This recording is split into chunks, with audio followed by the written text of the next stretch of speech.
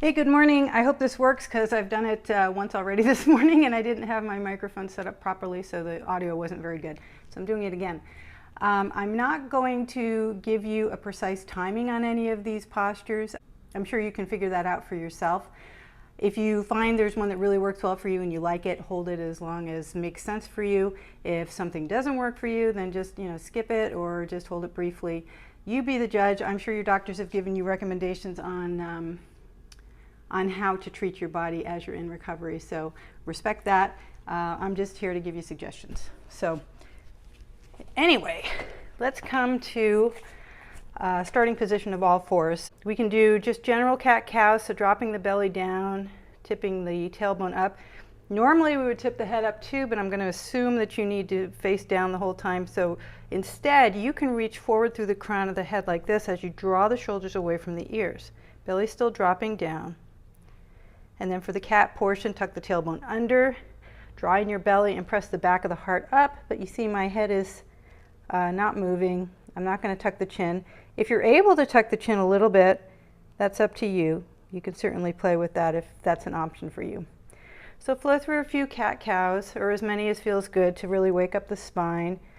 Think about initiating that movement from the tailbone and letting it roll up the spine toward the neck, so that the shoulders are the last thing to move. Because you can see when I drop into cow, the shoulders drop down and away from the ears. And when I press up into cat, I also sort of elevate in the shoulders as I press into the mat, getting really tall in the shoulders. Okay, so some cat-cows to warm up. Come back to a neutral spine, and then press your ribs out to the right. So like you're making a C shape with the spine from the tailbone up to the neck, stretching the side right ribs here, opening up the intercostal muscles. Hold that for a few breaths and then stretch over to the left, same thing. Breathe into the rib cage. Feel that opening. Focus on the lung on that side of the body. And you can flow back and forth if that feels nice, side to side.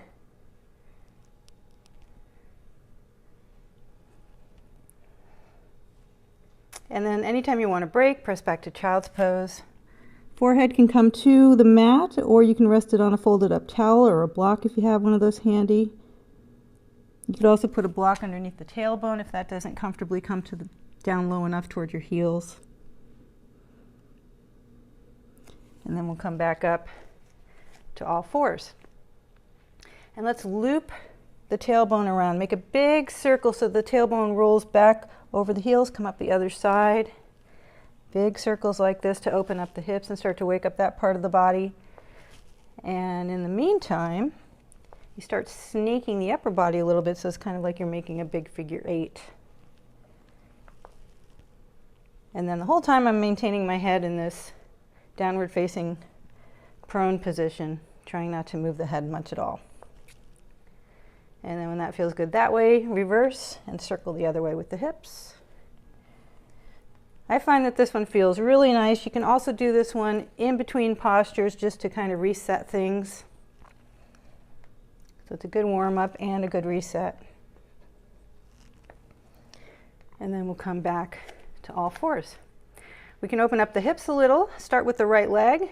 Keep the knee bent as you raise the leg out, like fire hydrant, I think some people call this. And just make some little circles with the knee. And you can start with small circles and then make them a little bigger as you're able to. Gradually really opening up that hip. And then you can come back to center and then kick up into a tiger kick behind you. Really reach up with the ball of the foot. Head staying neutral. On the exhale, make a cat back. And normally we would tuck the chin and bring the knee toward the forehead, but in your case, we can just bring the knee toward the chin, keep the head stable. Not ideal, but it doesn't really hurt anything, I don't think.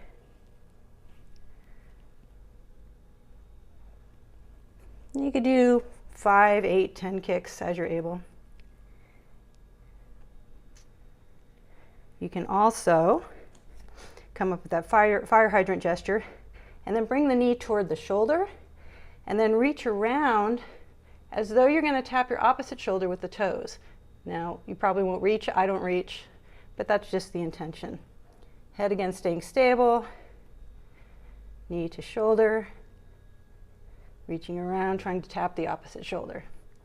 This is getting a lateral stretch in the spine and building a little strength too. And when that's enough, put that knee back down. We'll do the same thing on the other side. So left knee bent, raise it away, little circles to start.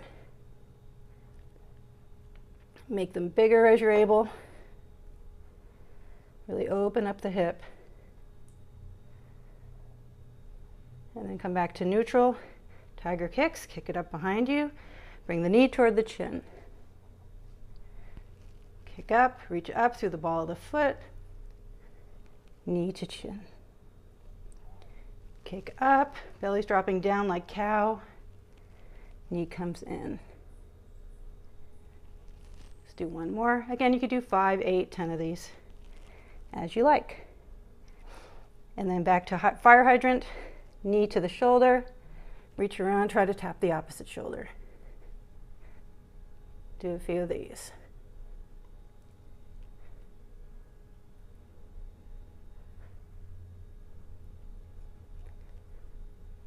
And then come back to neutral. Let's circle at the hips again, just to reset everything, go both directions. Always do equal amounts on each side. That keeps the body in balance on all levels. So the muscles build equally, get stretched equally, and then we also balance the energies left to right, masculine, feminine, and so on. Then we can press back to child's pose, walk the fingertips out, forehead to the mat, to a blanket, to a block, and allow the hips to settle toward the heels. Now you get a little stretch in the tricep area by bringing the hands together and then bringing them back behind the neck, moving toward the heart. Fingertips point up toward the sky, making a little temple out of your body. Nice tricep stretch here. I love this one. And while you're here, you breathe into the back side of the body. So send your breath into the kidney space and the lower lobes of the lungs. Feel that expansion.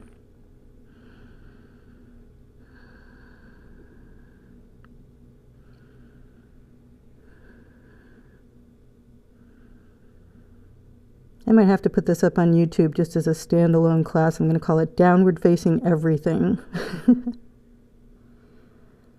Then bring your hands back down to the mat and walk them over to the right edge of the mat. And you're going to stack the left hand on top of the right one and kind of press into the heels of the hands, so you're pressing away from shoulders, and allow the hips to sink a little toward the left, a little toward the back, so that you feel a nice stretch in the side ribs, opening up left side ribs. Send your breath into the left lung.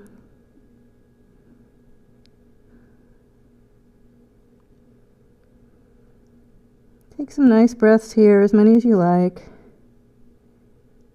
And then you're going to walk the hands to the other side and do the same thing. So right on top of left, hips fall a little bit to the right, a little toward the back, and you're pressing into the heels of the hands to accentuate that stretch. Breath into the right lung here.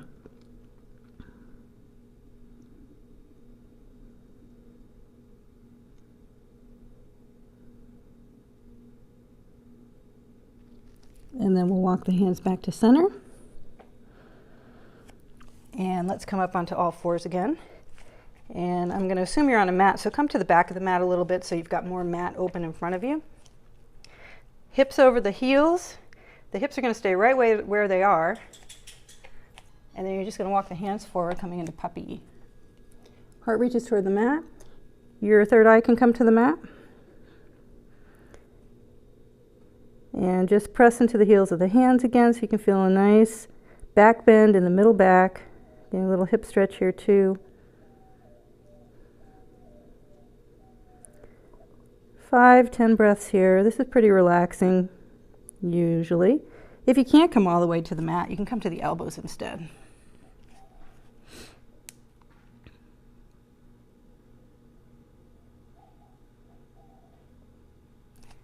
When that feels complete, come back up to all fours, and then let's come to down dog. Now normally in down dog, I would cue to have the head hang straight down like this, with the crown of the head reaching toward the ground. I'm going to assume that doesn't work for you. So you can keep your head a little bit of an extension in the neck so that the head's more level horizontally. Pedal out the heels, stretch out the backs of the legs here. You're reaching the heart toward the upper thighs. And breathe here.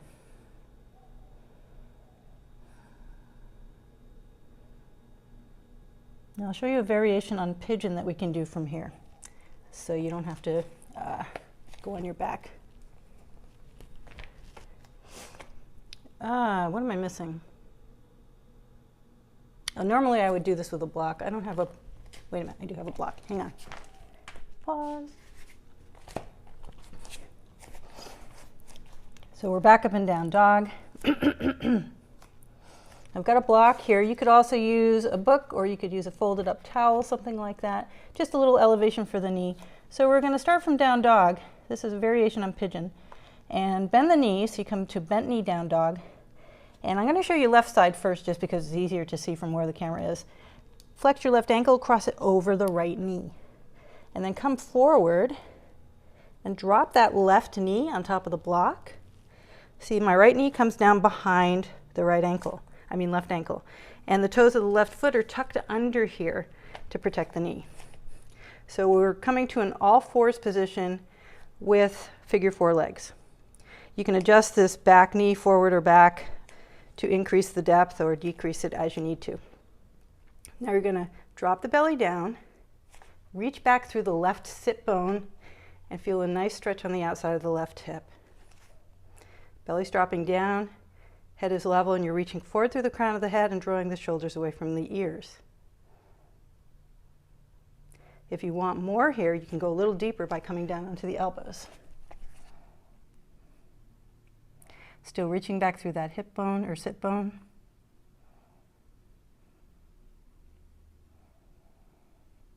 Take some good breaths here. You judge how long you want to stay here. This is pretty relaxing, not too intense, and it's a great stretch for the hip, which works out a lot of emotional tension and any stuck energy. The hips are these great big joints, so they tend to store a lot of old stuff, arguments, traumas, whatever, things we've been through that we haven't quite processed fully yet. So this is one you can hold for a long time, as well as regular pigeon. When this is done, you come back up onto the hands, tuck the toes of that back foot if they've untucked, step back to your down dog, and then just move the block over to the right side. Bent knee down dog, cross right ankle over left knee, come forward, right knee to the block, left knee to the mat behind the right ankle. Toes of the right foot are tucked under. Drop the belly down, reach back through the right sit bone right here. Nice stretch in the hip.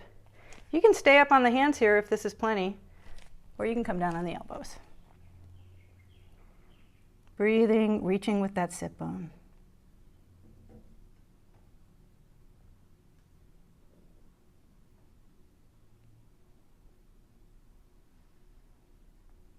And then when that's complete, come back up on to the hands and step back. Pedal out the knees. Now, of course, you could always do regular pigeon if that's available to you. If you can get into it while keeping your head in the right position for you, inhale the right leg up behind you. And then on the exhale, bring it forward. Ankle crosses over behind the left hand. And then you walk the toes of that left foot back. You can use a block underneath the hip if that's helpful, or a book, or a folded up towel or blanket. You can come down onto the elbows, and you can come down onto the forehead like so. As you like, as you're able. But that's the more intense version on the hip. The one that I showed you, the alternative version before this, places a lot less weight and pressure on the hip joint. So you decide what you like best. And coming back to a little down dog here, pedal out the heels. And we can flow forward to a plank. Planks are always good just to build some core strength. So you can do this from your knees as well, but if you're staying in regular plank, then you're stacked up shoulders over the hands, reaching back through the heels so those legs are really firm behind you. And of course, the whole core is firmed up. If you really want to challenge, you can lift the toes of one foot away and then lift the other foot. Not at the same time. They love that joke in class.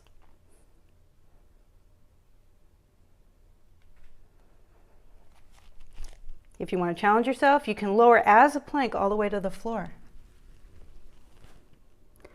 Do a little baby cobra, but just reach out through the crown of the head instead of tipping the head backward.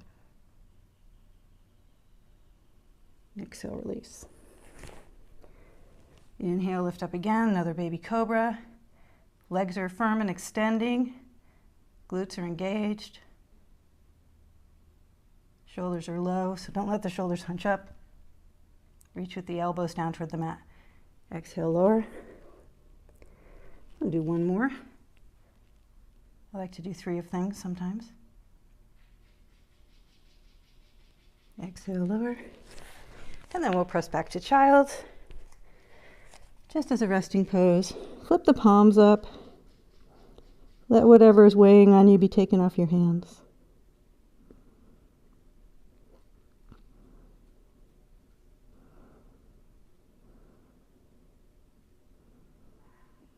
Breathing into the kidney space. Open the ribs.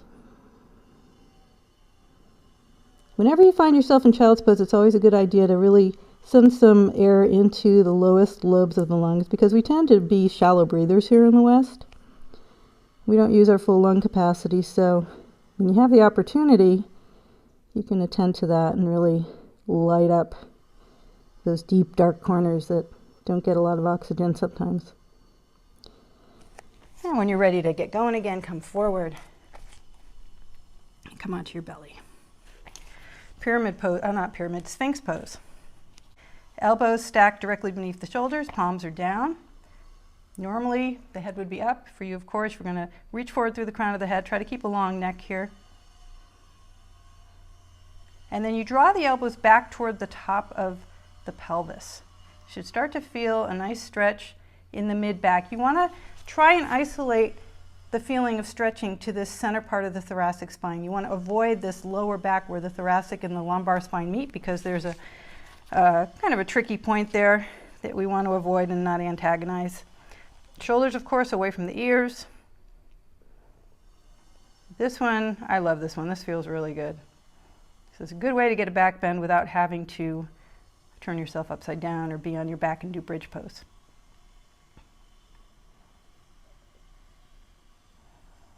And then if we want to add on here, you can take the right hand, cross it over to where the left elbow was, stay tall on this right shoulder, and then bend your left leg behind you.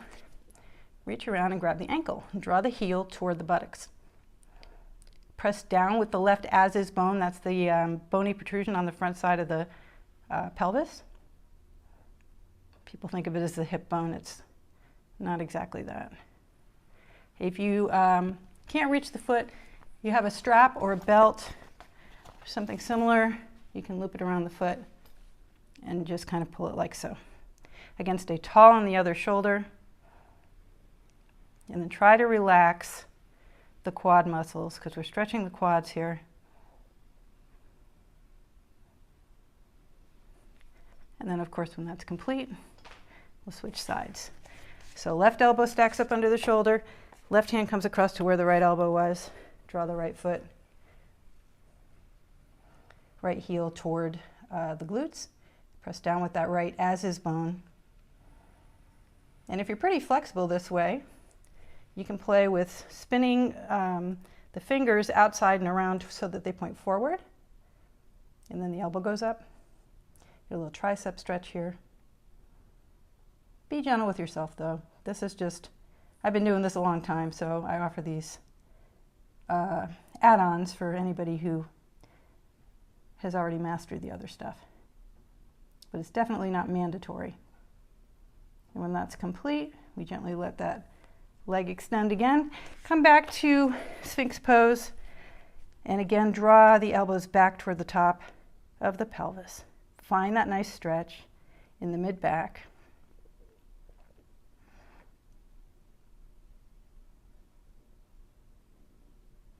And then we'll release to reverse Savasana. Normally we would turn the head to the side, but for you we can stack the hands up and then let the third eye rest on the backs of the hands.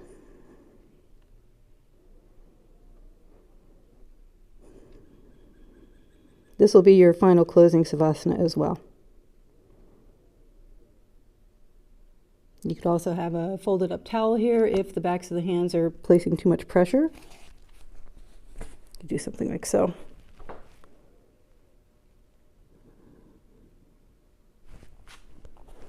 But before we get to that, we'll do a little bit more back strengthening.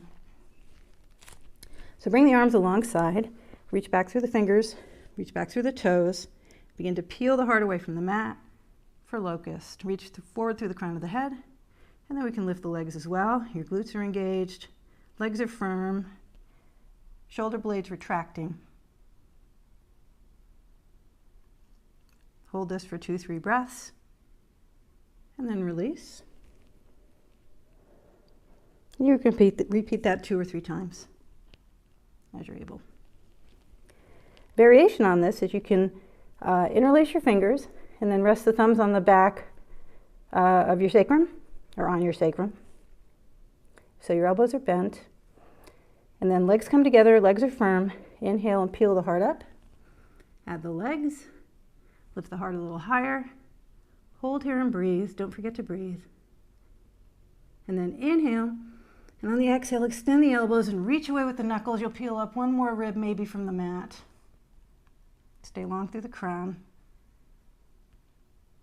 And then exhale, release. Come back to your reverse Savasana.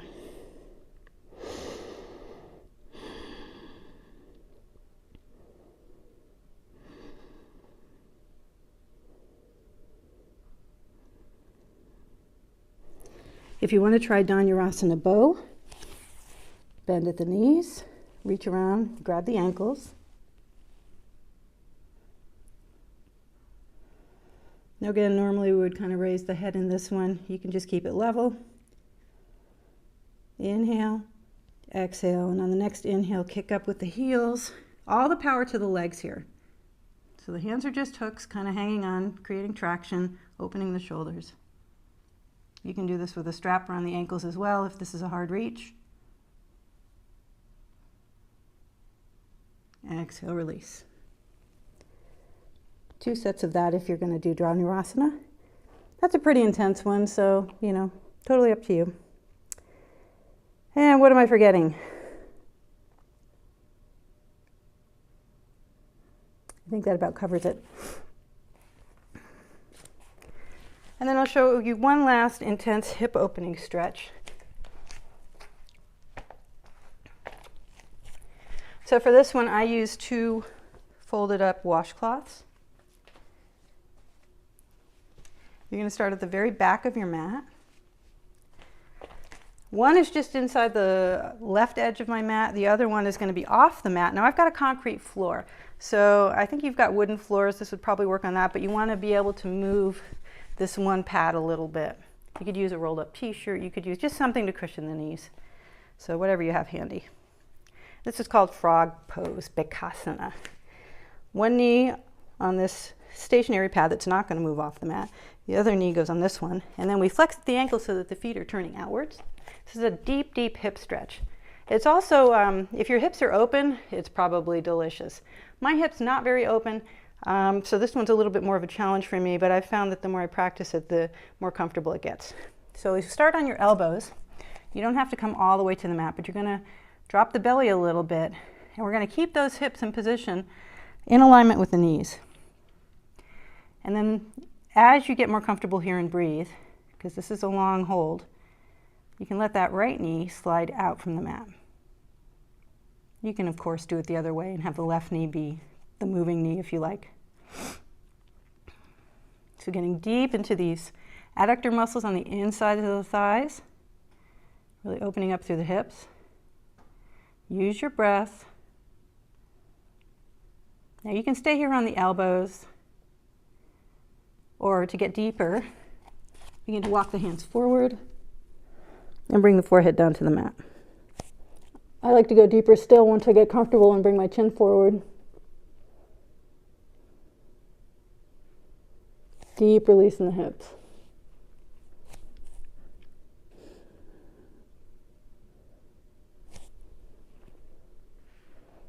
And as you breathe into the hips, maybe sliding that knee out a little bit farther as you're able. It's funny in this one because a lot of the tension in my hips is mental, and I have to actually relax my mind to allow the hips to open up. It's kind of strange, but that's part of the process.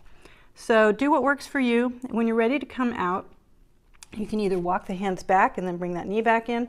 I find it easier to come forward onto the belly and then just bring the legs together. And from there you can come to your final Savasana. Head resting on the backs of the hands or perhaps on a folded up towel.